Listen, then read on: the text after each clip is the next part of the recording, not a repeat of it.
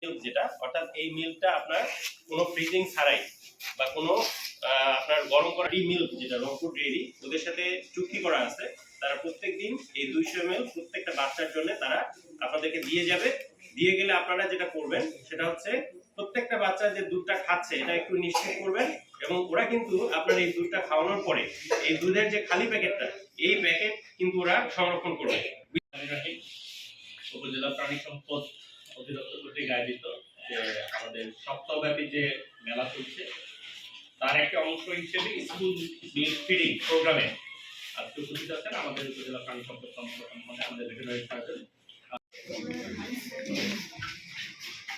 এটা গ্লাস হলে বেটার হতো মনে হয় না? স্যার ওটা দিয়ে দেন, মুখে ধরো, তুমি পরে খেও। হ্যাঁ, হাতে নিলে পড়ে যাবে। ঠিক আছে।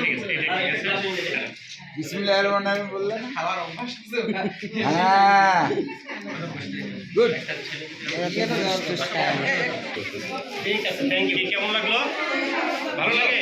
ওকে, যাও সবাই নিয়ে নাও।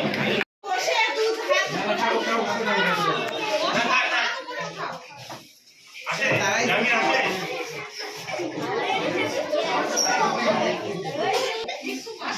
সবাই বসো, বসে দেখা যাবে তো, বসে না বসে না তুমি বসো বসো বসো না